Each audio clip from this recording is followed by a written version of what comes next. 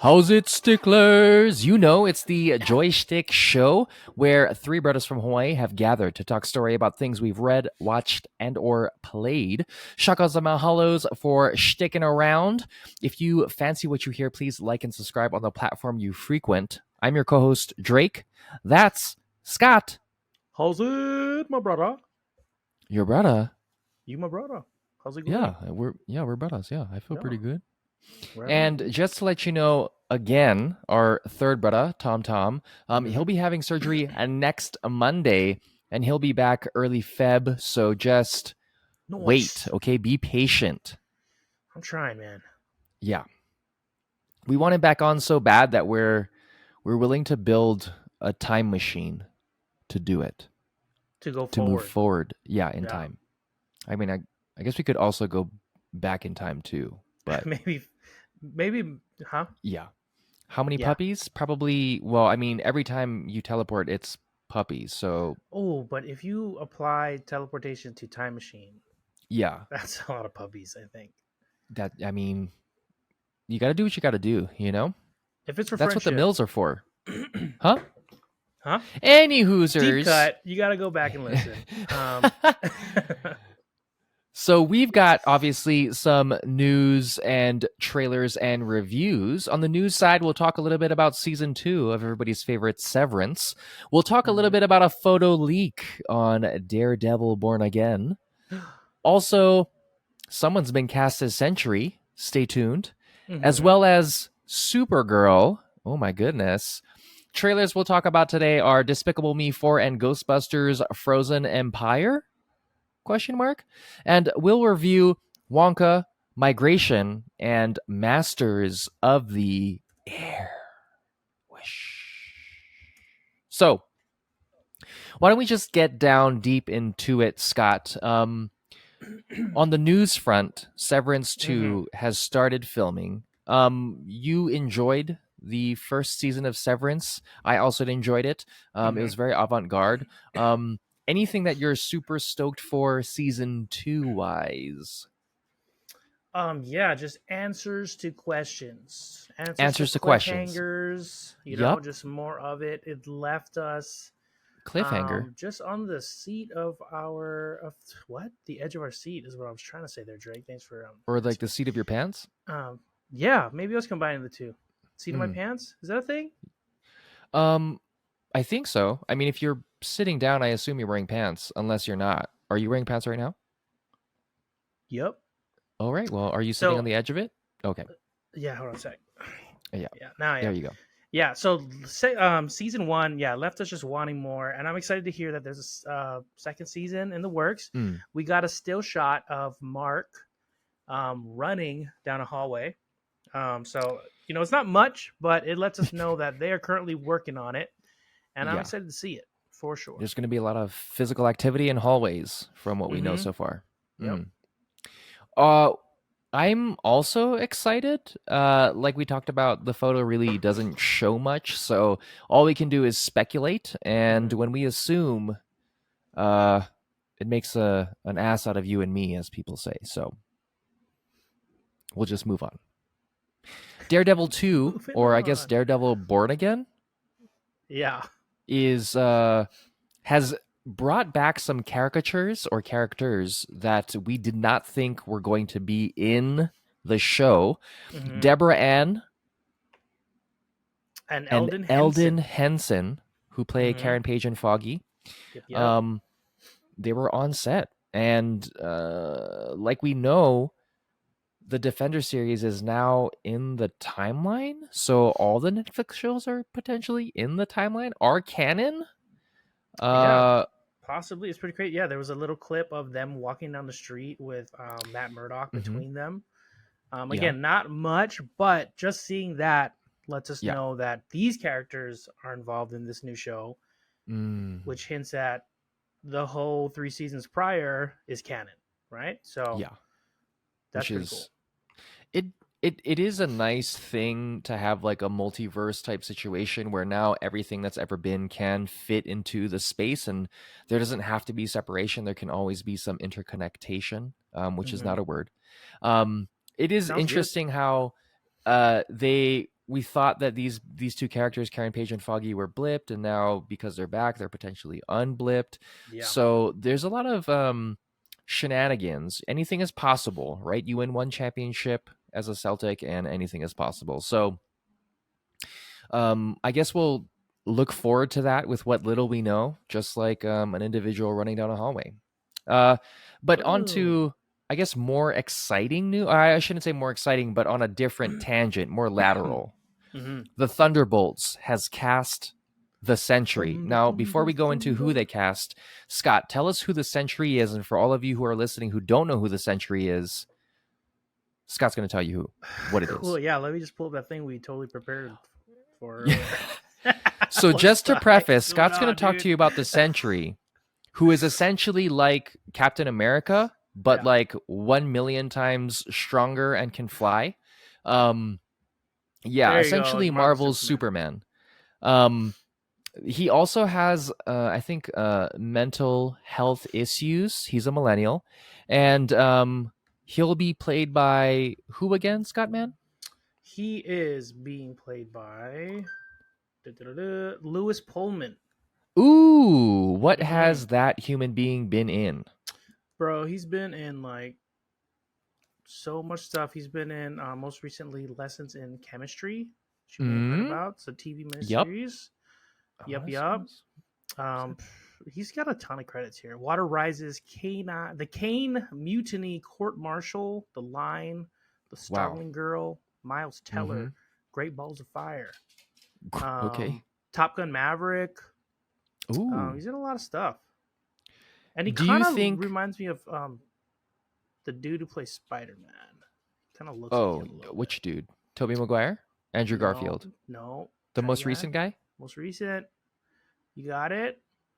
I don't remember his name per se. Why do I not remember his name? Tom Hiddleston. That's right. Yep.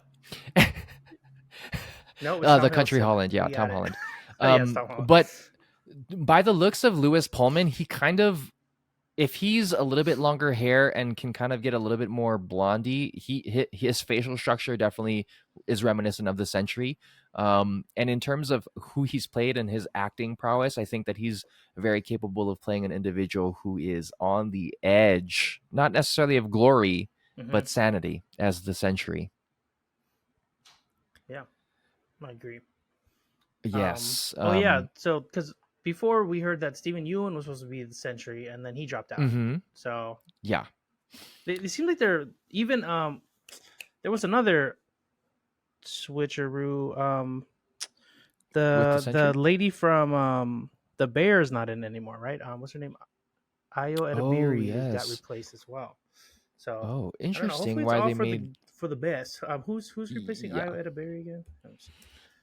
I think in terms of like the replacements, not necessarily the movie, but what we're talking about right now, I assume that it's because either they already have schedule conflicts, or maybe they don't necessarily fit the role for them personally as actors and actresses. But Marvel has done a really great job at casting, probably like 97% of the time. So we'll just assume that it's for the best. Right, did we find out who Geraldine Ayo Edebiri? Viswanathan. Don't know if I'm saying that right. Yeah, interesting. Mwanathan. I would say because Stephen Ewan was replaced, if I had a feeling about it, it would not be sadness. Just because I think Stephen Ewan would probably do an awesome job as the Sentry. But I think it does kind of make sense to bring in new individuals into the fold. And then when you have more connective tissue kind of worked out through bringing in these lesser known actors and then allowing them to become larger, you can bring in already big actors to kind of help make the future projects even larger. Right. So that's kind of what they're doing in Supergirl as well. They've got a powerhouse actress who was recently not unknown, but got into a prominent role in House of Dragon. Millie Alcock is now Supergirl. Mm-hmm. And for all intents and purposes, she looks like she could be a Supergirl. We've had some really great Supergirls. How do you feel about this casting? I mean, I really liked her in that Game of Thrones spinoff. So Yep. she's that. I mean, that's all I know her from. Yeah. She did great in that, so I think she'll do a great job. That's as far as I Yeah. got for that, though. I trust James Gunn. I Mm, enjoy all his movies and his renditions of his comic book movies thus far. So I think it'll be pretty good. yeah, it's got to be good. I Yeah. mean, just to see new faces, especially in things that we've seen them in, it does kind of feel like comic book movies, they get a bad rap for Mm-hmm. not necessarily being, as artistic as other, directors and producers may claim. But it is a really awesome means to bring actors and actresses into a medium that we can all enjoy, right? Yeah. Because some people don't want to watch Gone Girl as like a nightcap, right? Or other movies that have a lot of dramatic depth, or maybe are a little bit more cinematography driven, and being able to see someone in an action packed Marvel character that we already know and love and follow, that's kind of cool. So keep doing that. Mm-hmm. Scott, do you want to talk about our first trailer, Despicable Me Cuatro, or Four for individuals who don't know Espanol? We both watched the trailer. Mm-hmm. Do you think this is going to be the best one? I don't know if I can say it's gonna Do be the best you one, but I can't say that like it's it? not gonna be good. Question mark? Like the trailer itself looks really good.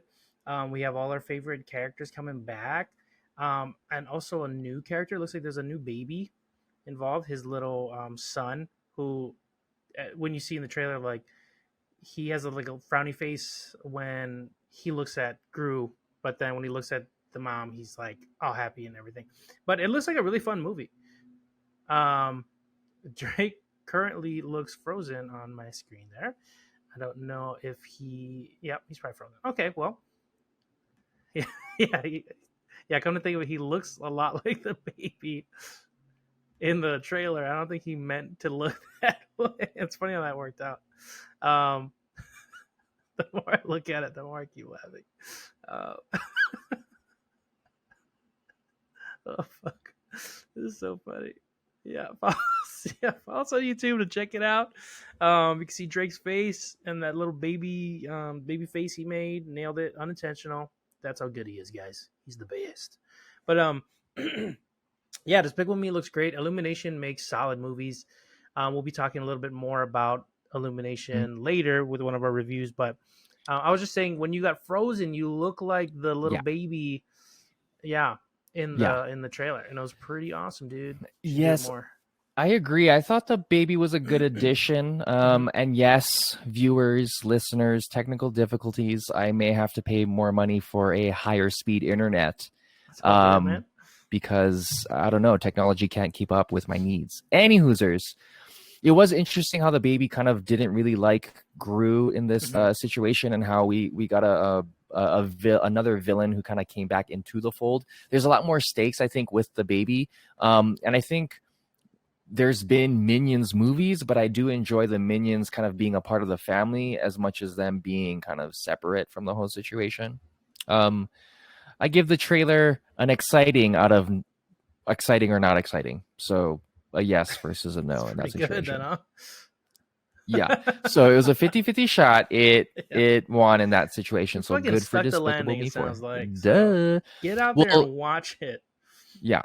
I think if you remember from our Christmas special, how we talked about icicles and how they're multifaceted. You can use them as, a popsicle, or you can use them as a weapon. In this latest trailer of Ghostbusters Frozen Empire, there was a lot of icicles, but from what you've seen, it's just step, step, step. So from what you've seen in that trailer, are you excited for, I guess, this Ghostbusters movie? It was a lot. There was a lot of visual stuff, but I'm excited to get your take. Tell me what you thought about it. So this movie is called Ghostbusters Frozen Empire. and Yep. it looks really fun actually. Mm. We got all the original guys that they could get back who are still That we're around. alive. Yep. Yep, and they're suiting up along with the newbies. Um, Did you with the say boobies or newbies newbies? and newbies, not boobies. Oh, There are some boobies, but they're all covered up. It's a yeah. family film. Which Um, is that's fine. but it looks like a fun movie. The CG looks on point. The main baddie looks creepy. Kind of like reminds me of like Yeah. Diablo. Kind of. It was Or crazy Pan's when you Labyrinth. see when you see in the trailer where they come up and like it's like installing its own horns on itself. Yeah. That was Which pretty creepy. But yeah, Bill Murray's in it, which is great. He's got his like one-liners. We got a little taste of it in it, and it's funny. Kumail Nanjiani's in it. Kumail's in it. Yeah, We'll talk more about that. it looks good. Yeah, we'll go back to Kumail in a later review. But yeah, what do you think about it? I'm excited for it. I think I do. I enjoyed the OGs, so I like seeing the OGs.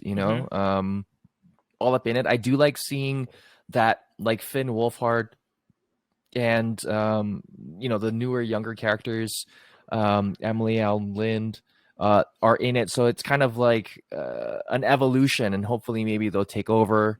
Because you can't have Dan Aykroyd and all the OGs in it forever, right? Ernie Hudson's gonna eventually get too old for this shit, even though that's a different person. I understand that's Donald Glover, and it's not Ernie Hudson. Ernie Hudson, I believe, wasn't Ernie in the Congo, the movie? I think he was. It's been a while. They really need to redo Congo. Yeah. I was gonna say, like, I read this article recently about movies doing like a lot of cameos nowadays, and like really focusing on nostalgia, and maybe sometimes it's distracting to the story. But I think in this case it like works out great because it, like you're saying, it's an evolution. Like, so it makes sense for these characters to still be there and for this new crew to move in. So I'm excited for it. It's really cool. Yeah, I agree. I can't wait to watch it. And I think as viewers, you can't wait to watch it either. So we'll just make that decision for you. Okay. Yeah, I can no feel autonomy it. here. They can't wait. So I obviously can't wait. So we're gonna go straight down into reviews because we cannot wait to review things. I believe we've watched all the things. So let's just go in reverse alphabetical order and talk about Wonka first. So I watched this movie because it was available to me, and I thought I loved Gene Wilder's Willy Wonka, and I tolerated Johnny Depp's Willy Wonka. Right. And in this Wonka, we love us some Timothée Chalamet. He's very nice to look at.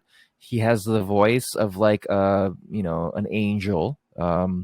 If you like Willy Wonka, you're gonna like this movie. If you like musicals, you're gonna like this movie. If you don't like musicals, you're gonna watch this movie. You're gonna be like, I wish there was less singing. And that's me. I didn't know that there was gonna be that much singing in this movie.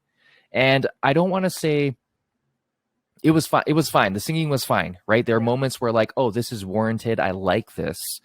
And for me personally, I wanted to see more of the Willy Wonka buildup.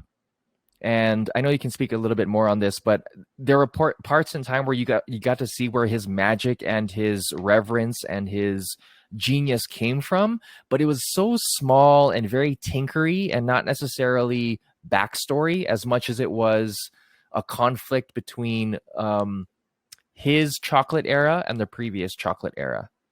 It was definitely darker than I thought it would be, which I enjoyed. I wanted to see, I think, more of that kind of dynamic versus Dark like chocolate. Cats singing, right? What were your thoughts? Dark chocolate. I didn't see the movie, but I saw the trailer and I saw it was going to be a musical, and I was a little iffy on it. That might be one of the reasons why I've been kind of hesitant to watch it. But I do like that you said it's dark, like chocolate. Yes, dark chocolate. That's one of the things I liked about the original Gene Wilder version of Willy Wonka.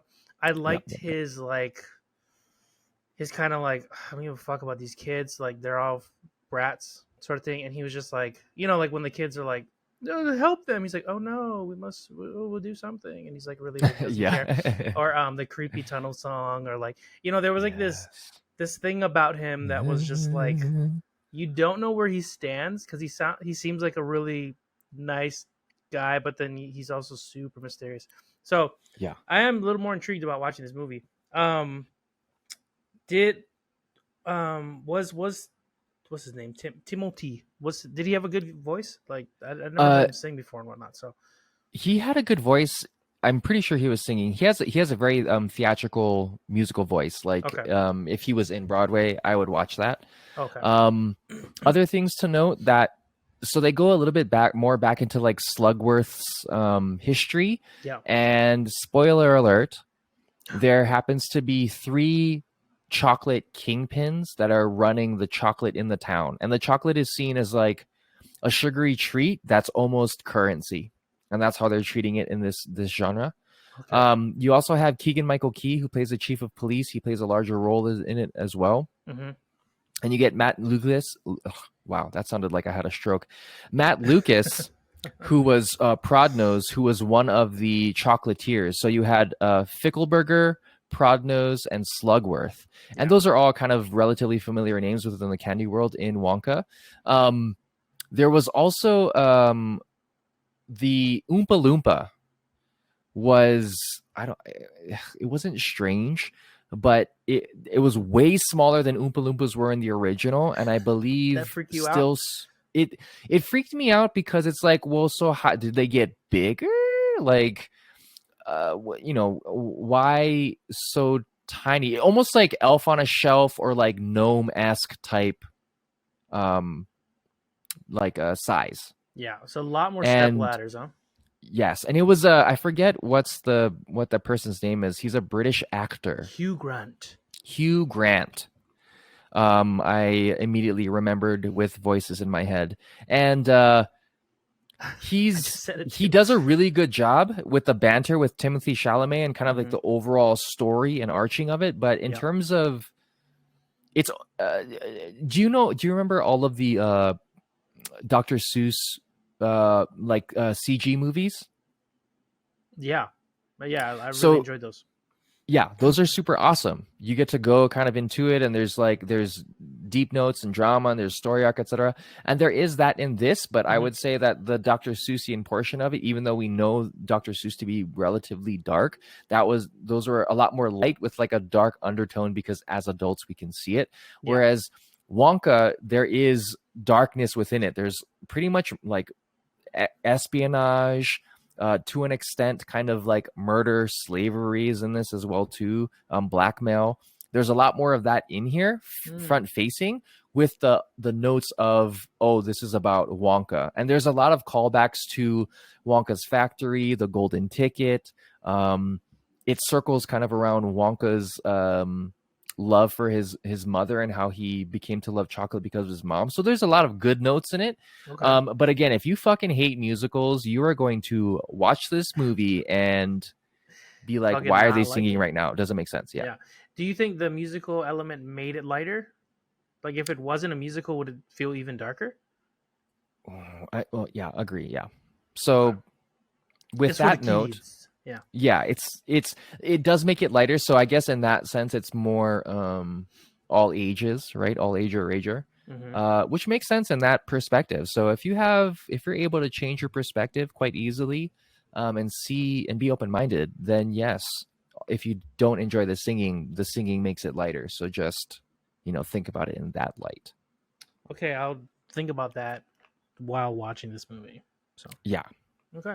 Well, let's migrate. Let's do it. Migration. It was a movie. It's about ducks. My name is Drake, right? Yeah. And that's another name for a male duck. Yep. Okay. And I happen to like ducks. I wanted to own ducks, but I'm going to own chickens because ducks make a lot of noise. They require water, etc. Anyway, I was like, it's a movie about ducks. It's Illumination. The cast is pretty bee's knees, right? We've got Kumail Nanjiani, who we've seen previously, Elizabeth Banks, Isabella Merced, yes, please, Danny DeVito, Yeah. Aquafina's in it. Keegan-Michael Key is in it. Mm-hmm. Carlos Alaquazi is in it, who's a comedian, if you don't know. So the cast is banging. You watched it. Scott, tell me what you thought about Migration. Yeah, Migration. I actually really enjoyed it. My bar was set pretty low for this. Yeah. I didn't even know it was Illumination before going into it. Mm-hmm. Then when I see it pop up, I'm like, oh, okay, maybe there's something here.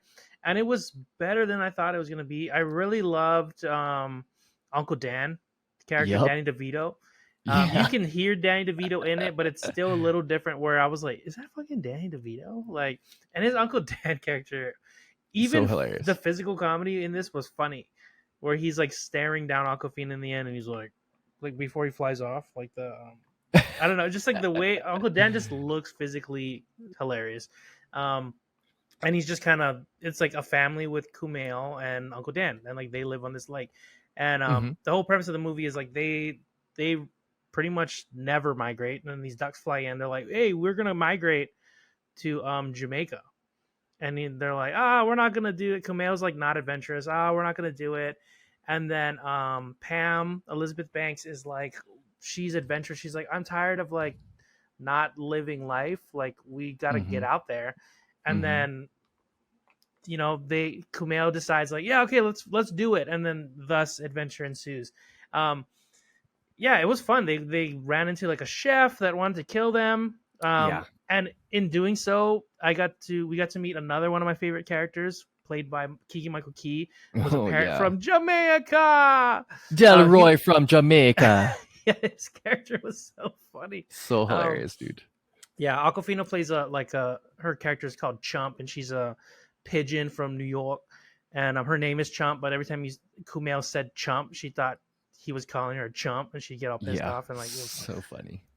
Funniness ensued there. But overall, I thought it was funny. It was a good movie.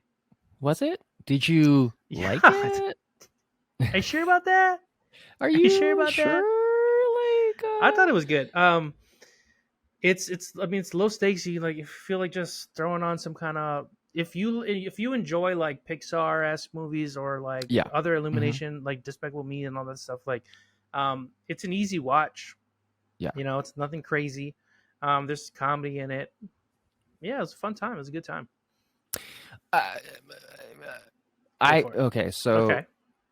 It in terms of like my literal migration and getting to know a little bit more about like what ducks or waterfowl do when they're incorporating winter, and like how they have a natural navigation system within them, and blah de bloop bloop, like those things as a animal lover or enthusiast. Lovers.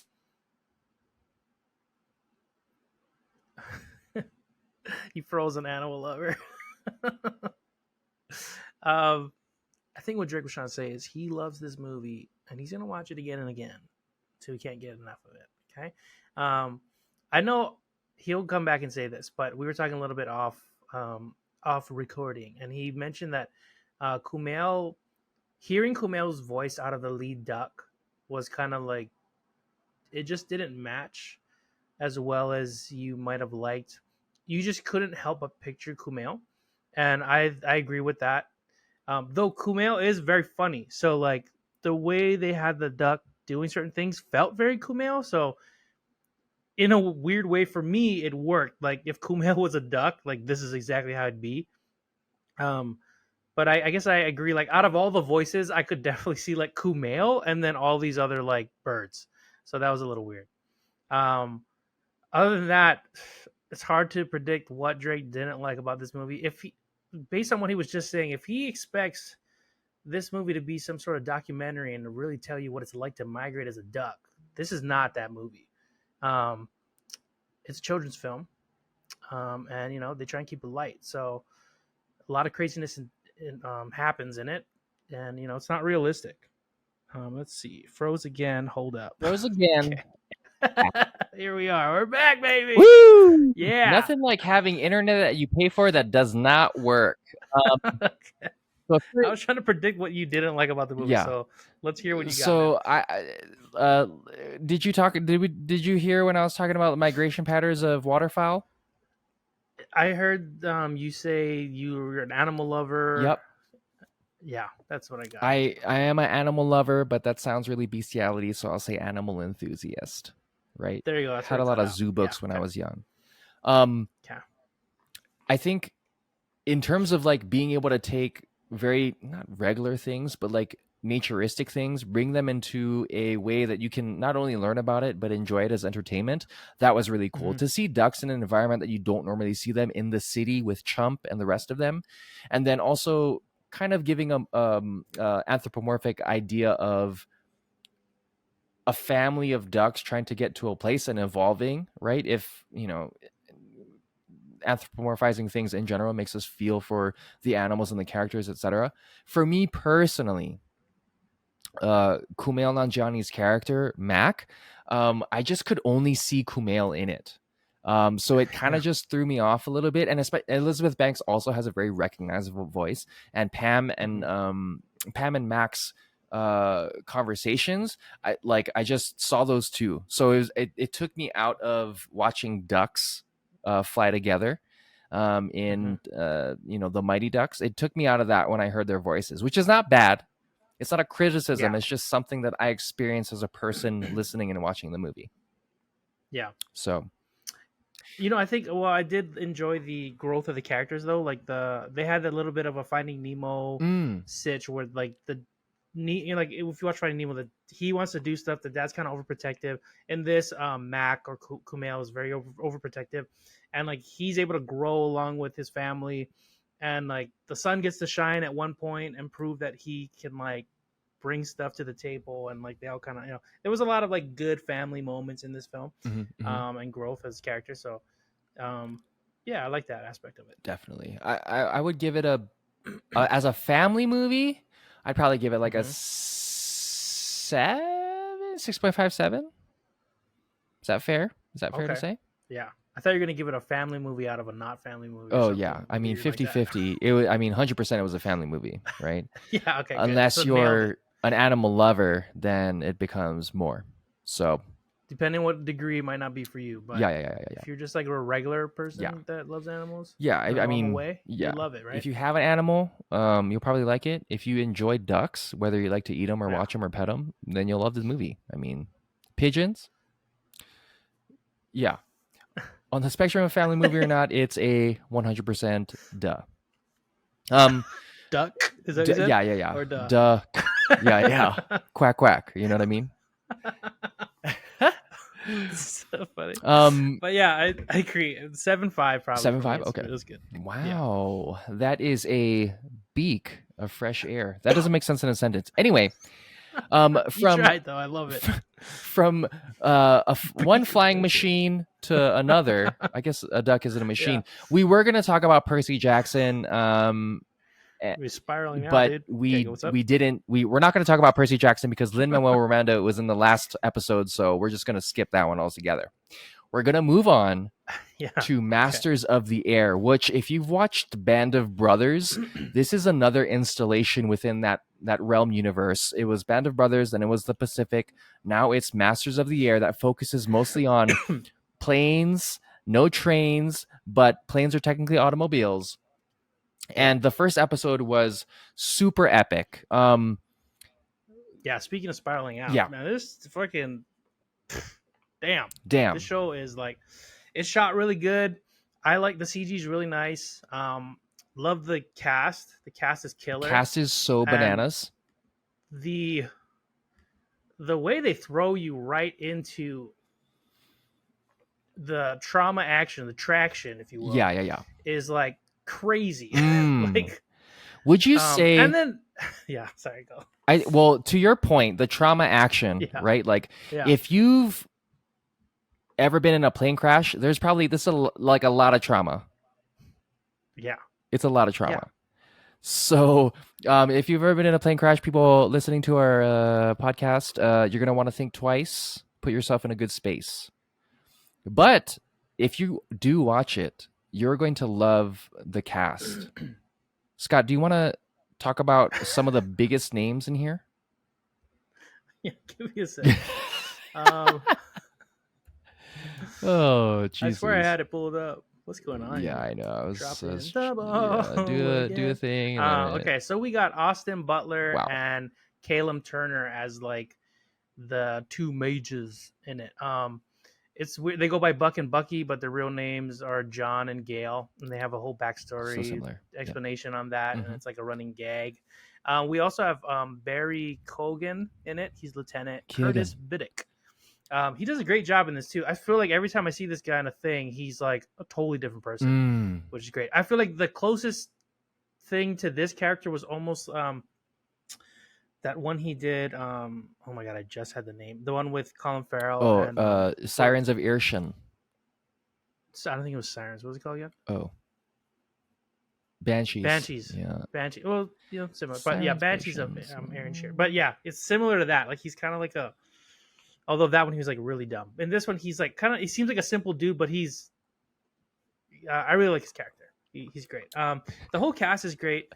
Dude, but the way they shoot the action So good. is cool. Like it's so good. It's movie quality. And you are again at the edge of your seat. You're just like,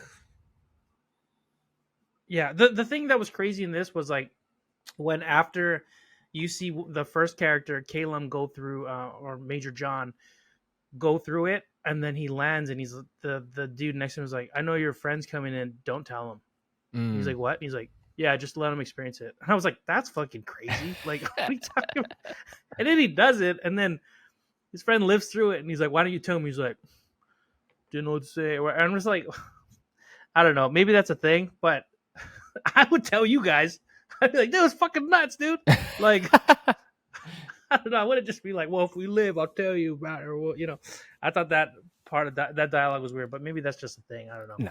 But other than that, super solid show. Yeah. I know there's a lot of. It's coming off of.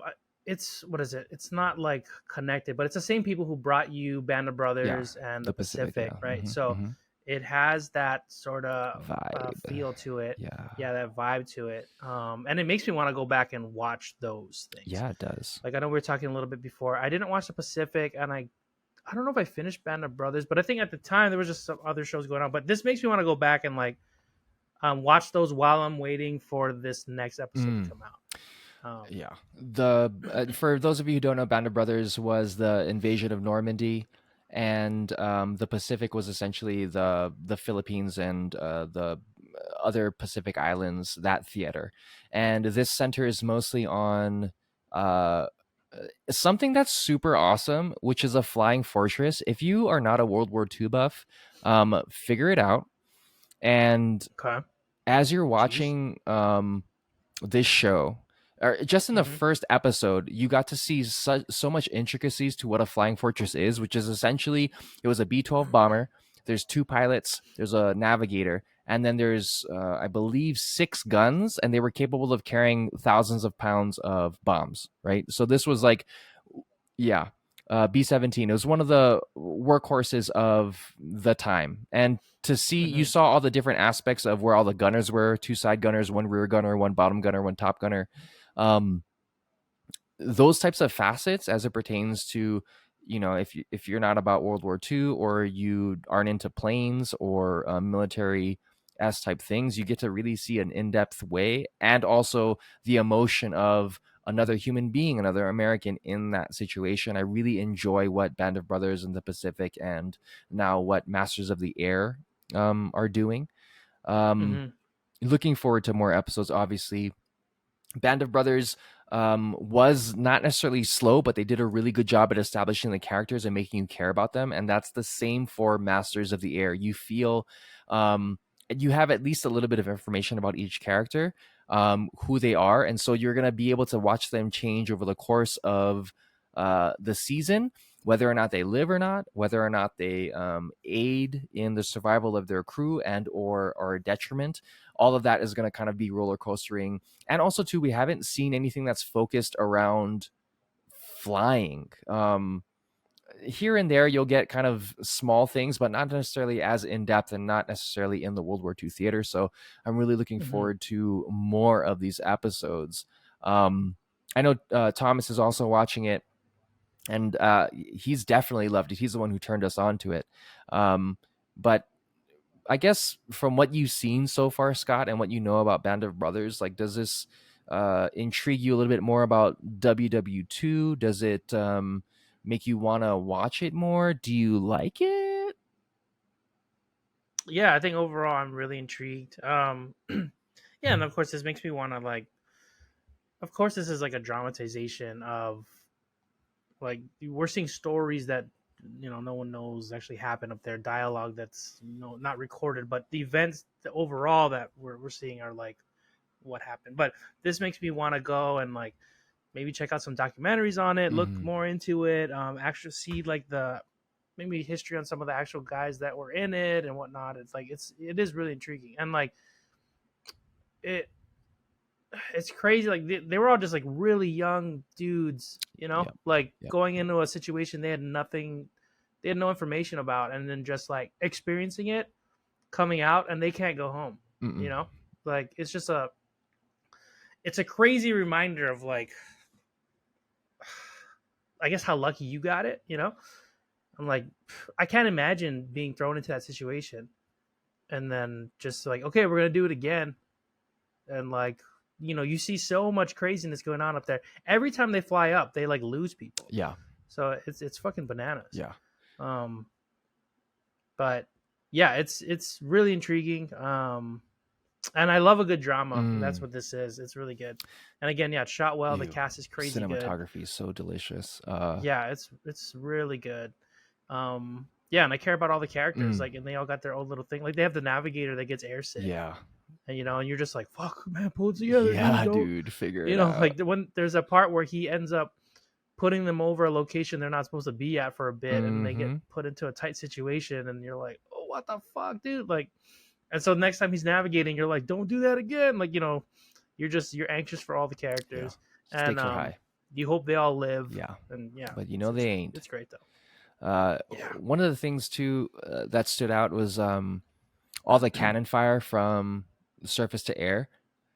yeah, Typically, when you think about like a missile or like a bazooka, right? It goes up and it explodes, and you think to yourself, "Oh, the explosion is like the shockwave, and that's what's kind of creating the damage." But really, it's almost like a claymore that's being launched up into the air. It explodes, and yeah. all the It's shrapnel. shrapnel is what's tearing Mhm. apart the planes. And when they land finally from having to scrub that mission in episode 1, and they pan out with Butler's character kind of coming out of the vehicle and being like, oh man, that was close, and you saw how much damage that plane took, um, and that was a mission that wasn't successful.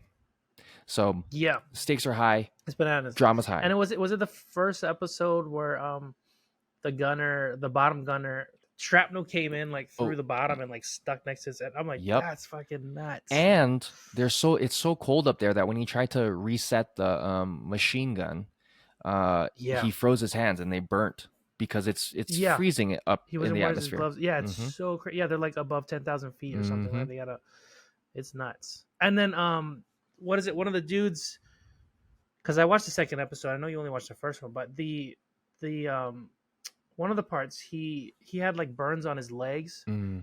and the doctor was like, yeah, you got to remind these guys like it's cold up there, so if they like piss their pants, it's gonna like freeze.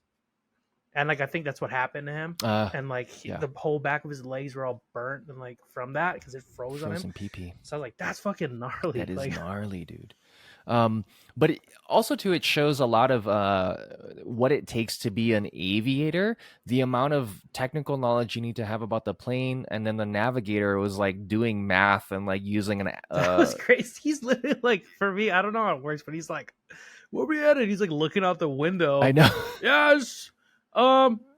Looks at a map that like never changes because it's like It's a old flat map. school. It's just like a So protractor.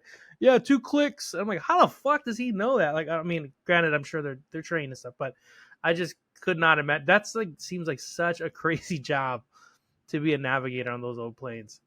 Like, and he's like in the middle of the plane, just looking out 2 windows and trying to calculate where they're at and when to turn and whatnot.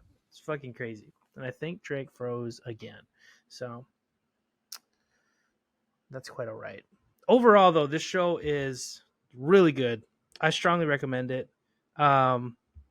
trigger warning if you need it. It is they show every aspect of it. I guess they're really wanting to make. There's literally a part where gunfire comes in through the cockpit and like it shoots one of the dude's jaws off, and I was like, wow, I didn't think they were gonna show that. Like that was bananas.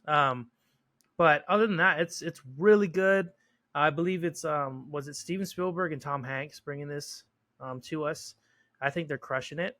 And yeah, and I can't wait for more of this. And yeah, I don't know if Drake's coming back, but I think that's all we have for the episode. And there is Drake's coming back. I see little dots. Yeah. Trifecta technical difficulties. Third time's the charm. All right. Well, I can't think of anything else to say about this show. This show's amazing, and I recommend everyone check it out.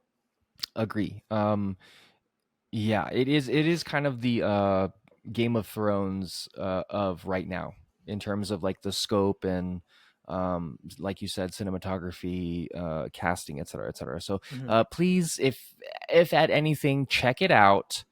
But yeah, Scott, like we talked about, nothing more to say. What should we do now? We should wrap it up. We'll wrap it up. All right, here we go. Okay, we can wrap it up. We'll tie a bow on it. Hey guys, remember, please like and subscribe on whatever platform you frequent. Thank you for hanging around with Scott, Thomas, and I, Drake. Remember, Thomas is going to be doing some Surge next week, and we'll be back early February. So we'll all keep him in mind and wish him a speedy recovery so we can talk about all the things we're talking about, but in a trifecta, because that's kind of how we started, and it kind of works the best. Even though Scott and I are doing really well, we want to see Thomas back in the fold. So it's time for the thing that we do the best, Scott. We say it together. Yep, on count of 3. 1, 2, 3. Thanks for sticking it with us.